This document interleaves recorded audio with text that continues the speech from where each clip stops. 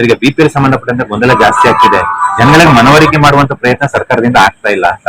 ಈಗಾಗಲೇ ಡಿಸಿಗಳಿಗೆ ಎಲ್ಲ ತಿಳಿಸಿದ್ದಾರೆ. ಸರ್ಕಾರದಿಂದ ಡಿಸಿಗಳಿಗೆ ಯಾವ ಉದ್ದೇಶಕ್ಕೋಸ್ಕರ ಮತ್ತು ಯಾವ ಮಾನದಂಡ ಇಟ್ಕೊಂಡು ಈ ಕಾರ್ಡ್ಸ್ ಗಳನ್ನ ತೆಗೆಯೋದಕ್ಕೆ ಅಥವಾ ಕರೆಕ್ಷನ್ಸ್ ಮಾಡೋದಕ್ಕೆ ಹೊರಟಿದ್ದಾರೆ.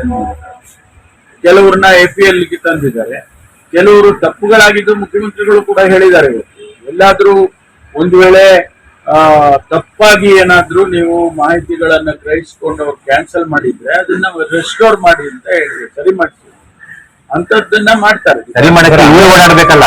ಅಲ್ಲ, ಅನರ್ಹರು ತೆಗೆಯೋದು ಸರಿಯಾದ ನಿರ್ಧಾರ ಸರ್. ಅಧಿಕೃತವಾಗಿ ಮಿನಿಸ್ಟರ್ ಕರೆದು ಹೇಳಿ ಇಂತಿಷ್ಟು ಅನರ್ಹ ಇದಾವೆ ಅಂತ ಹೇಳಿ ಇವತ್ತಿನಿಂದ ರದ್ದು ಮಾಡ್ಲಿಕ್ಕೆ ಶುರು ಮಾಡ್ತೀವಿ ಅಂತ ಈ ತರ ಪ್ರೋಸೆಸ್ ಆಗ್ಲಿಲ್ಲ. ಯಾರು ಅಕ್ಕಿ ತಗೊಳಕ್ ಹೋಗಿದಾರೆ ಅವಾಗ ಗೊತ್ತಾಗಿದೆ ಕಾರ್ಡ್ ರದ್ದಾಗಿದೆ ಅಂತ. ಅದು ಗೊಂದಲ ಆಗಿರುವಂತದ್ದು. ಇಲ್ಲ, ಅವರು ತೀರ್ಮಾನ ತಗೊಂಡು ಬೀದಿಗಳಿಗೆಲ್ಲ ತಿಳಿಸ್ಕೊಂಡು ಮಾಡಿದ್ದಾರೆ.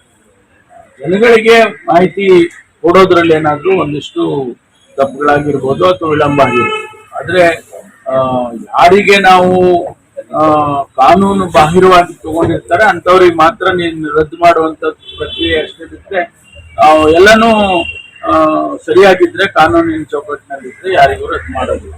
ಈಗ ವಿಚಾರ ಇರೋದು ಅನರ್ಹರ ಜೊತೆ ಅನರ್ಹರಿಗೂ ಕೂಡ ಪಡಿತರ ಸಿಗ್ತಾ ಇಲ್ಲ ಸರ್. ಆ ವಿಚಾರ ಅನರ್ಹರಿಗೆ ಸಿಗ್ಲೇಬೇಕು. ವಿ ವಿಲ್ ಎನ್ಶೋರ್ ದಟ್ ಏನಾದ್ರೂ ತಪ್ಪುಗಳಾಗಿದ್ರೆ ಅದನ್ನ ಸರಿಪಡಿಸತಕ್ಕಂತ ಕೆಲಸ ಸರ್ಕಾರ ಮಾಡುತ್ತೆ. ಇಲ್ಲೊಂದು ಏನಾದ್ರೂ ಅರ್ಹತೆ ಇರೋವರೆಗೂ ತೆಗ್ದಿರ್ಬೋದು, ನಾನು ಇಲ್ಲ ಅಂತ ಹೇಳಕ್ ಹೋಗೋದಿಲ್ಲ. ಅದನ್ನೇ ಮುಖ್ಯಮಂತ್ರಿಗಳು ಕೂಡ ಹೇಳಿದ್ದಾರೆ. ಅದನ್ನ ತಕ್ಷಣ ಸರಿಪಡಿಸಿ ಅವರಿಗೆ